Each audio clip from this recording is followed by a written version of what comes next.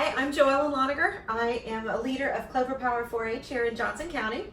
And my name is Bethany Loniger. I am a volunteer in Johnson County, and last summer I worked at the Extension office, so chances are if you call with a question, you might have talked to me. It was a fun time. All right, so today we're sharing our recipe for pumpkin spice muffins to go along with If You Give a Moose a Muffin. This recipe actually came from a 4-H cookbook that came out while I was a 4-Her in 1985. This has been my favorite recipe for pumpkin muffins ever since then. Before you bake, it's always really important for you to wash your hands, especially right now. So what we're going to do is we're going to use hot water and lots of soap, lather it up and wash for about 30 seconds.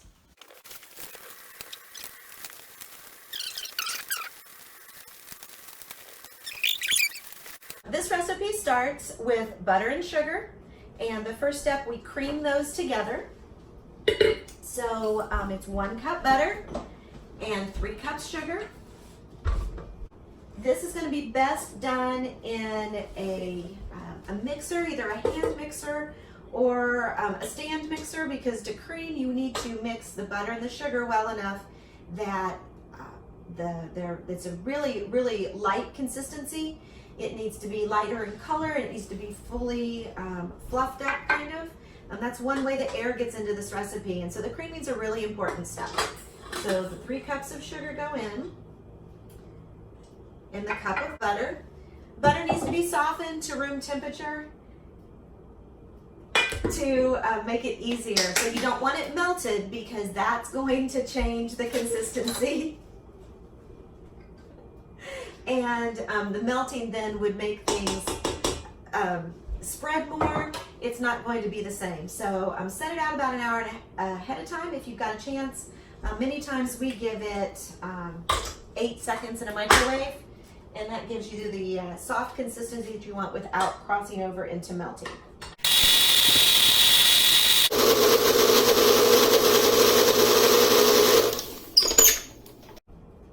After you've creamed your butter and your sugar, the next step is to add all of the wet ingredients. So in this recipe, that is your pumpkin, your 3 eggs, and a teaspoon of vanilla. So we'll start with the pumpkin. Hopefully this will go better than the butter.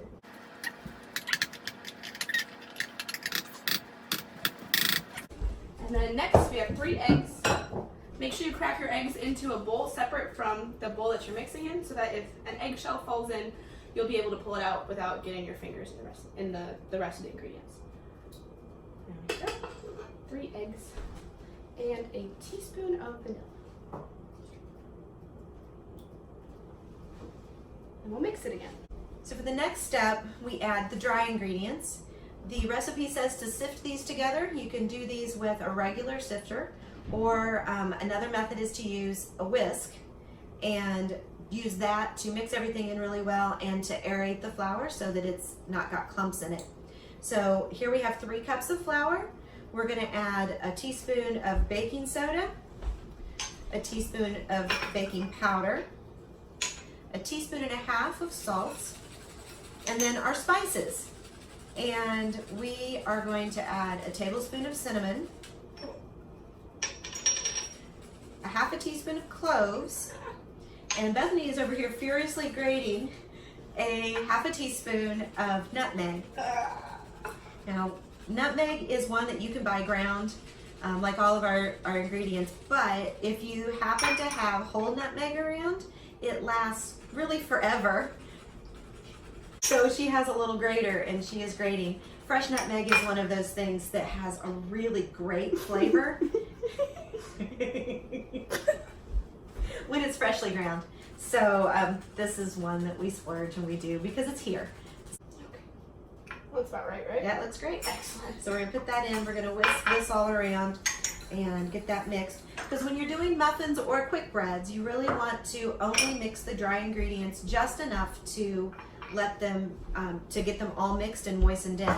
So once we get these all mixed together, we'll pour these in and mix them just to mix into our mixer.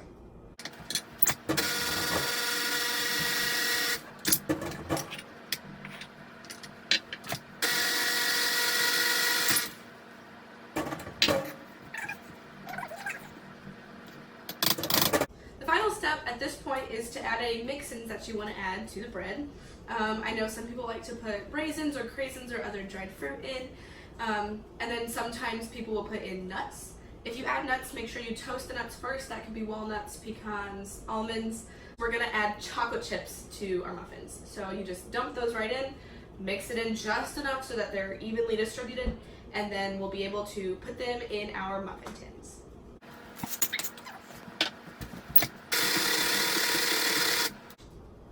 So now we're ready to put our batter into our muffin tins to bake. You can either use a liner or not, so we're going to do both ways. My muffin tin, if I'm not using a liner, has to be greased and floured. One thing that we really like to use when we can get it is called pan grease, and it is a 1-to-1-to-1 mixture of shortening, vegetable oil, and flour. I will use a spoon and a knife. We'll fill our muffin tins each about 2/3 full.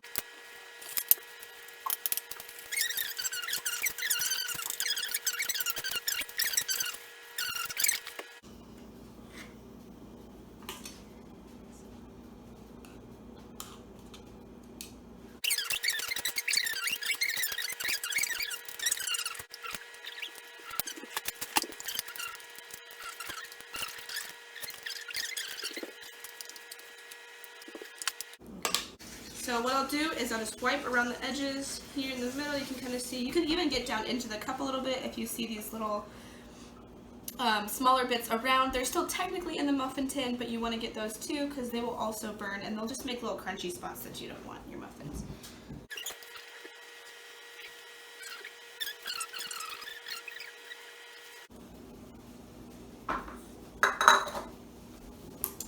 So if you are using a muffin liner, what you want to make sure you do is you spray just a little bit of any spray vegetable oil into the bottom of each of the cups. It does not have to be super covered or super thorough. What we're going to do is just do a little spritz in the bottom of each one.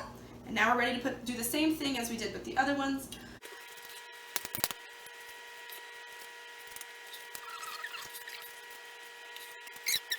Okay. So we also have our pan of lined ones, and what we're going to do is with the rest of the batter, we're going to go ahead and make a loaf of bread so you can see what that looks like too.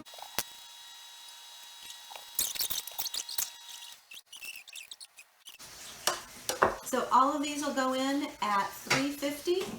The muffins will bake for 20 to 25 minutes. We'll be looking for them to be golden brown and starting to look dry on the top. And the loaf will go on in also at 350. It will probably take 30 minutes before we'll start to look for it to be finished. We're going to check and see.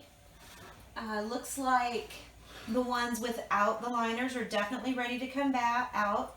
They spring back a little bit when you touch them. You can see they're getting golden around the edges. So we're going to go ahead and pull those out. The loaf is definitely not done. When I slide it, you can see it's still got some jiggle in it. So those are definitely going to stay in. And the ones with the liners, we're going to give them just a couple more minutes just to brown a little bit. So we let this pan set just briefly to let the muffins cool a little bit, pull back a little bit from the edges. And we're going to turn them out gently. All right. So the next set is out now, and these a lot of times you can get a hold of and pull them out this way.